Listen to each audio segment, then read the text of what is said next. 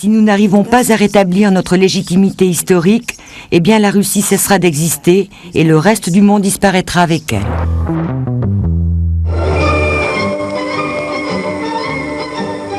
À Moscou, tout près de l'ancien siège du KGB, dans l'une des annexes de l'ex-police secrète soviétique, Lénine est témoin ce soir-là d'un spectacle peu ordinaire. Pour son bal annuel, démocratisation oblige, la milice reçoit les descendants de la noblesse russe.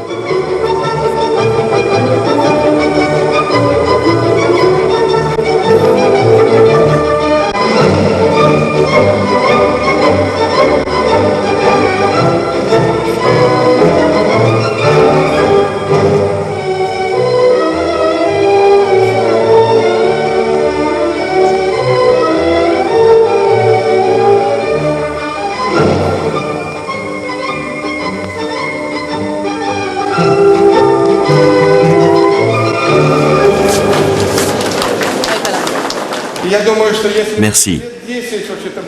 Je pense que s'il y a 10 ans, on nous avait dit que nous, les descendants des princes et des comtes de Russie, serions invités à danser par la milice à 2 pas du KGB, eh bien je crois que la plupart d'entre nous auraient bien ri et n'y auraient pas cru.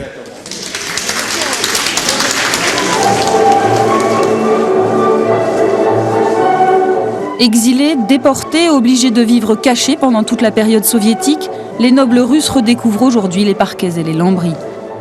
Depuis la fin du communisme, en effet, les héritiers de l'ancienne dynastie impériale sont de plus en plus courtisés par un pouvoir, en quête d'appui et de symboles.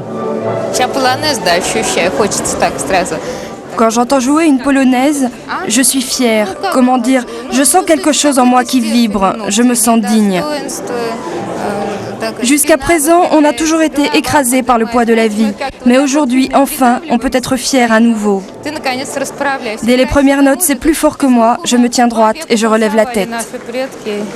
Moi, j'ai vraiment honte que mes parents n'aient pas pu connaître ça. Après la révolution de 1917, danser, c'était interdit. Nos parents n'ont fait que se tuer à la tâche toute leur vie. Et puis beaucoup d'entre eux ont fini au goulag.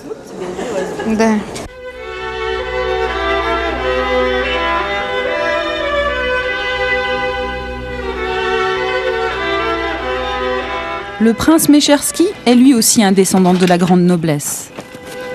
Pour éviter que les nouveaux Russes ne s'emparent du domaine de ses ancêtres, il y a quelques mois, le prince a repris possession des lieux. Vous voyez cette source? Eh bien, elle a 300 ans.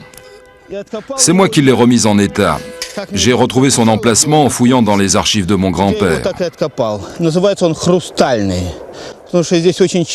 On l'appelle l'eau cristalline parce qu'elle y est très pure. Ici, c'est ma patrie. C'est sur cette terre que sont enterrés presque tous mes ancêtres. Et moi, je crois que la patrie, c'est justement là où sont enterrés les vôtres. On peut aller partout dans le monde, mais on revient toujours à ses racines. Cette terre, c'est ma terre. Du domaine de sa famille, il ne reste plus que ce château en ruine. C'est pour restaurer la grandeur de cet ancien palais du XVIIIe siècle que le prince Mechersky, ancien chef d'entreprise en Ukraine, a tout abandonné. En attendant de pouvoir remettre en état le château familial, le prince a décidé, contre la volonté des autorités russes, de camper dans l'une des dépendances du domaine.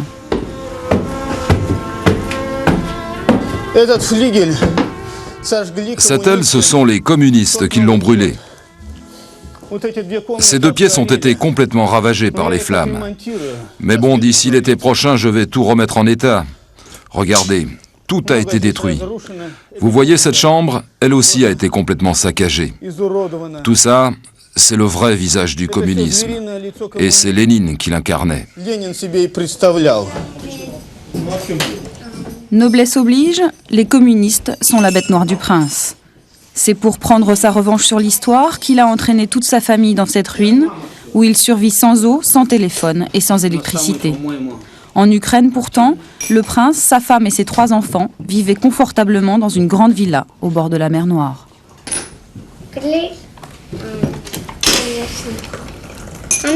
Moi, je veux rentrer à la maison. Tu en as assez d'être ici ? Tu sais, c'est le choix de ton père et il faut le respecter. On n'a pas notre mot à dire. Je suis le premier noble de Russie à réclamer la restitution des biens de mes ancêtres. Mais les communistes sont encore au pouvoir et ne veulent pas me les rendre. Alors je leur fais un procès. Tu ne peux pas dire que les communistes sont responsables de tout. Chez les communistes, c'est comme chez nous, il y a des gens bien et des gens mauvais. Comment tu peux dire ça alors qu'ici même, sur notre domaine, il y avait un camp stalinien? D'ailleurs, c'est sans doute pour ça qu'ils veulent le laisser en ruine, pour qu'il n'y ait pas de preuves de ce qu'ils ont fait. Personne ne sait combien il y a d'innocents enterrés sous ces ruines.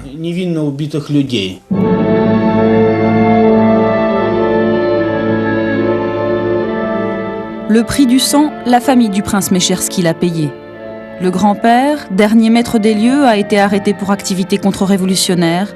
Il est mort fusillé au goulag en 1937. C'est en sa mémoire que le prince veut faire renaître le domaine familial. Vous voyez ici, au rez-de-chaussée, il y avait une immense salle de bal. Au premier étage, c'était la salle de concert. Là, dans les niches, il y avait des boudoirs, une bibliothèque. Là-haut, il y avait aussi une très grande galerie de peinture avec des chefs-d'œuvre comme des Botticelli, des Velázquez. Mais les bolcheviks ont tout pris. Ils ont tout revendu pour de la vodka. Rien n'est resté. En dessous de nous, là, c'était une gigantesque cave. Ici, dans ce palais, il y avait aussi le seul ascenseur mécanique de toute la Russie. Allez, Rex, viens ici. Viens. Tu vois, ma chérie, ici, un jour, on dansera la polonaise tous les deux dans notre grande salle de bal. Le village d'Alabino a une centaine de kilomètres de Moscou. Ici, comme dans le reste de la Russie, les salaires ne sont plus versés depuis des mois. Alors l'arrivée du prince est presque perçue comme un espoir. Et on oublie un peu vite l'époque des tsars, où les paysans étaient corvéables à merci. Alors qu'est-ce que vous pensez du retour du prince au château? Moi, je trouve ça très bien. Je suis pour le tsar. C'est mieux que tous ces nouveaux Russes qui se font construire des énormes dachas et se barricadent chez eux. Vous savez, ils n'ont aucun contact avec nous. Ces nouveaux riches n'ont pas du tout la même attitude que les princes ou les seigneurs. Ils ne pensent qu'à gagner de l'argent et rien d'autre. Nous, le peuple, ils n'en ont rien à faire. Mais à l'époque des princes, vous étiez maltraités? Oui, mais tous n'étaient pas mauvais. Ici, les villageois se promenaient librement sur les terres du prince. On s'entraidait. Alors si c'est comme ça que ça se passe, eh bien moi je suis pour que le prince s'installe ici. Et puis, qui sait, peut-être qu'il pourrait aider nos vieilles babouchkas au village qui vivent dans la misère. C'est très dur de vivre ici en ce moment. Bien, au revoir. Et surtout, n'hésitez pas à venir nous revoir.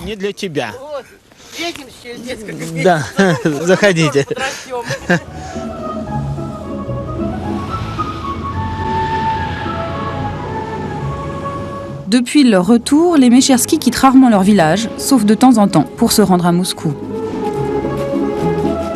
Ce jour-là, c'est pour inscrire leurs enfants à l'école de la noblesse. Une école créée il y a 6 ans dans l'ancien musée Marx et Engels.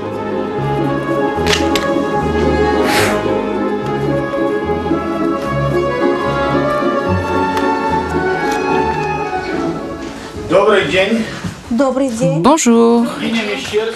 Voici mes enfants, les princes et princesses Mecherski. Enchantée, je suis la comtesse Shemakina. Entrez, entrez, je vous en prie. Les enfants, enlevez donc vos manteaux.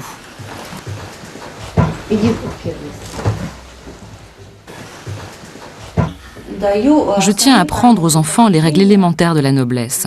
Comment se comporter à l'école, à la maison, dans la rue, dans les transports en commun et bien sûr en société. Moi, je crois que l'essentiel dans l'éducation d'un enfant, c'est le milieu. C'est très important que les enfants d'une même origine restent ensemble, parce que comme ça, ils peuvent se donner l'exemple.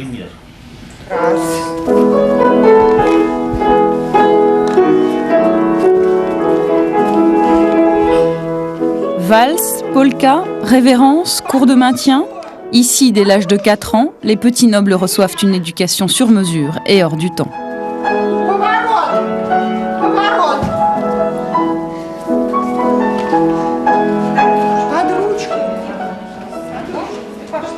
Une trentaine d'élèves seulement fréquentent l'école, car les frais de scolarité sont très élevés. 600 francs par mois, dans une Russie où le salaire moyen ne dépasse pas 1200 francs. Une petite fortune pour la plupart des parents, qui préfèrent pourtant se sacrifier afin que leurs enfants soient élevés selon les règles de l'étiquette.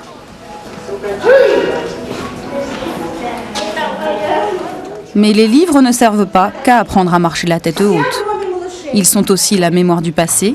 Ceux des cours d'histoire sont des manuels d'avant la Révolution de 1917. Bien, bonjour les enfants. Depuis la première leçon, vous savez tous bien sûr de qui nous descendons. Qui peut me répondre? De la noblesse. Oui, nous sommes des nobles, mais aussi des Slaves de l'Est. Nous sommes les héritiers des Slaves. Allez, répétez après moi. Nous sommes des petits Slaves. Nous sommes des petits Slaves. Nous sommes des petits Slaves.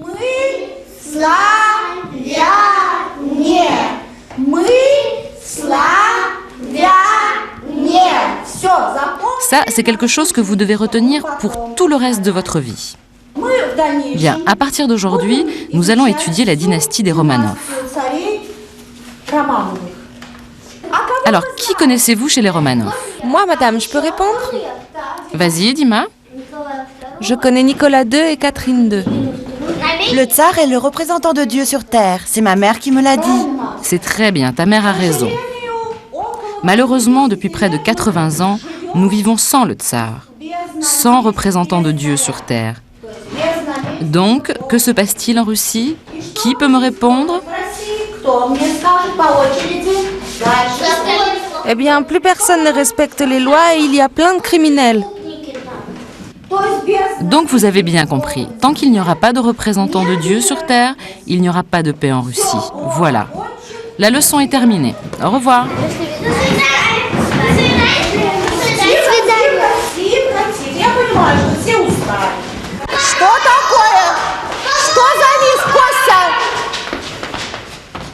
Kostya, tu es un Russe, pourquoi es-tu habillé comme un Américain?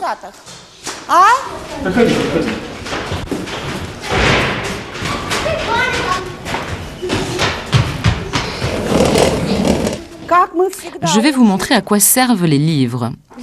Vous vous souvenez? On les met comme ça. Toi, enlève les doigts de ton nez. Les plus petits, regardez bien, parce que vous n'avez pas encore appris cette leçon. Donc, on prend le couteau et la fourchette et on met les livres sous les coudes pour que les bras restent bien contre le corps. C'est très important, il ne faut jamais bouger les coudes en mangeant et il ne faut pas non plus mettre les mains sur la table.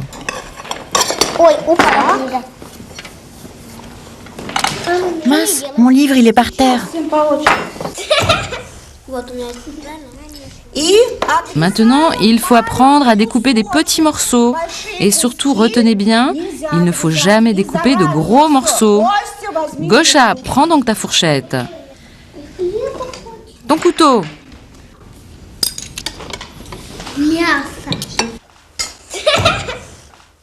Ce que je vois là, ça me plaît beaucoup.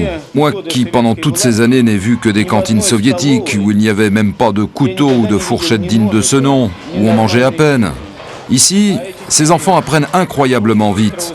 Bientôt, ils sauront se comporter comme de vrais petits nobles. Manger en tenant des livres sous le bras comme ça, tout ça, c'est des trucs d'un autre siècle.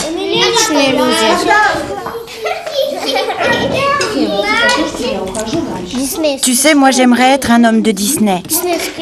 J'aimerais aller à Disneyland. Là-bas au moins il y a de bonnes choses à manger. Il y a des cheeseburgers. On les ouvre comme ça et on met du ketchup dedans. Tout le monde a fini sa mandarine? Oui, ça y est madame, j'ai fini. C'est bon alors, vous pouvez sortir de table. Mais il n'y a pas qu'à l'école de la noblesse qu'on rêve de faire renaître les traditions de l'époque impériale. Le retour des privilèges, le couronnement d'un nouveau tsar, ils sont aujourd'hui des dizaines de milliers de nobles à y croire. Beaucoup d'entre eux se sont regroupés au sein de l'Assemblée de la noblesse russe. Ici, au cœur du vieux Moscou, on fait la queue tous les jours pour prouver ses origines, dans l'espoir de retrouver officiellement un titre de noblesse.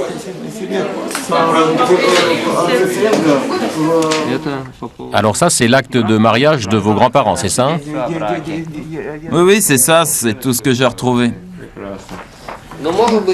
Bien, alors vous allez peut-être avoir une chance de vous trouver une descendance directe avec la noblesse. Il me faudrait une signature là, en bas de la page. Je vous fais ça tout de suite, mais il manque un document dans le dossier. Sergueï Sapochnikov est comte et débordé par les demandes. Vice-président de l'Assemblée, il est convaincu que les nobles sont l'avenir du pays. Nous, les nobles, nous avons un rôle d'autorité morale à jouer en Russie. Il faut que l'on redonne à la société le sens des vraies valeurs, le sens des priorités, le sens du religieux. Vous savez, ça ne peut plus continuer. Les Russes ont honte de leurs dirigeants. Et c'est vrai, très souvent quand ils apparaissent sur la scène internationale, moi aussi vraiment j'ai souvent honte de les voir. Vous parlez de Boris Yeltsin? Je préfère ne pas donner de nom, mais c'est vrai, il fait partie de ceux qui me font honte. Mais prouver sa lignée est souvent difficile. Elena et Natalia Podgorodskaya ont mis 3 ans avant de rassembler tous les documents nécessaires. Ce document a beaucoup de valeur. Il nous redonne une légitimité. C'est la preuve que nos ancêtres se sont battus pour la patrie. Vous comprenez, ce sont nos racines. Et moi, je veux que mes enfants le sachent et qu'ils grandissent dans un autre esprit, pas comme à l'époque soviétique.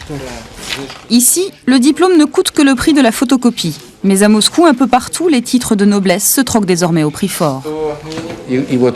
Parfois, on voit arriver ici des gens très riches, des nouveaux Russes qui nous disent « on a tout, mais il nous manque juste un nom et un titre ». Et alors, vous leur vendez? Ah non, pas chez nous, c'est impossible. Mais il y a plein d'endroits à Moscou où c'est tout à fait possible. Pour quelques milliers de dollars, on peut devenir prince. Ou comte si on n'a que $600. Vous savez, ça peut aider dans les affaires.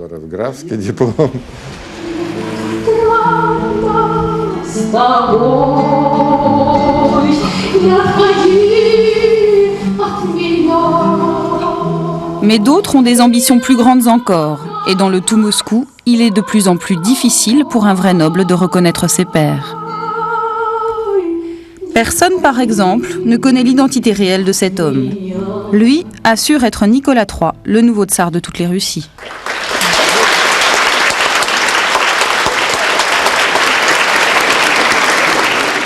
Il y a 5 ans, il s'est proclamé empereur. Soutenu par des nationalistes d'extrême droite, des militaires et des cosaques, l'apprenti tsar considère Yeltsin comme un imposteur. Il a donc formé son propre gouvernement et son principal conseiller n'est autre qu'un député proche du parti ultranationaliste de Vladimir Zhirinovski. Pour régner, il ne lui manque pas un bouton, juste un peu de reconnaissance populaire. Dites-moi, c'est qui lui? C'est un marin ou quoi? Oui, ça doit être un militaire. Non, c'est le tsar, Nicolas III. Mais non, je vous dis que c'est un amiral de la flotte. Portraits officiels, icône appartenant soi-disant depuis toujours à la famille impériale, personne ne sait exactement de quoi vit le faux tsar. Avant tout entretien avec la presse, l'empereur exige de voir la liste des questions. Toutes celles concernant l'argent sont impérialement écartées. Nous, le tsar et les nobles de Russie, ne sommes pas encore à l'abri des persécutions. Pourtant, juridiquement, tout ce qui s'est passé après 1917 est illégal. Mais ce n'est pas si simple, car il existe aujourd'hui dans le pays une très forte opposition qui ne veut pas voir les Romanov revenir au pouvoir. Ces opposants sont les héritiers de ceux qui ont fait la révolution de 1917. Mais nous, le tsar, soutenu par des militaires et des officiers de l'armée soviétique et impériale, nous sommes en mesure, si nécessaire, de convaincre par la force ses opposants que les Romanov ont une légitimité historique et qu'ils sont les seuls à pouvoir gouverner la Russie. Tout ce que nous voulons, c'est le bien du peuple. Et si nous n'arrivons pas à rétablir notre légitimité historique, eh bien la Russie cessera d'exister et le reste du monde disparaîtra avec elle.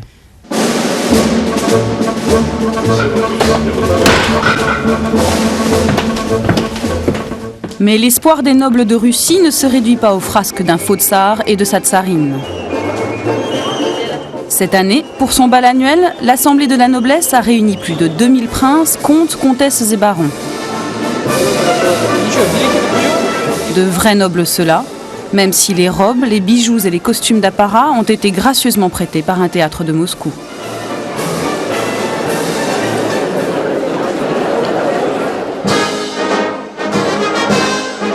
Tous sont persuadés que seul le retour du tsar peut sauver la Russie et mettre fin aux extravagances d'un Boris Yeltsin malade ou aux ambitions d'un général Lebed en mal de pouvoir. Entre deux froissements de soie, on murmure même que l'instauration d'une monarchie constitutionnelle pour sortir le pays du marasme a été sérieusement envisagée par le Kremlin en panne de solution politique.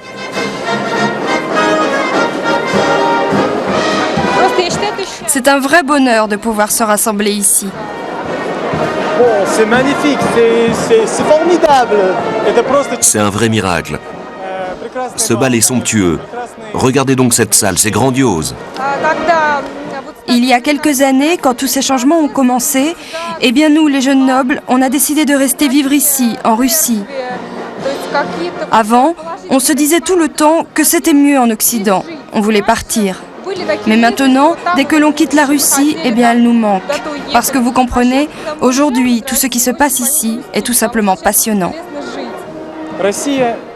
La Russie, c'est comme une fleur. C'est une fleur qui a réussi à percer une terre sèche et morte. Le bouton de la fleur ne s'est pas ouvert, mais les pétales sont déjà là. Et ces pétales, c'est nous, les nobles. Nous sommes pleins d'espoir, nous sommes optimistes.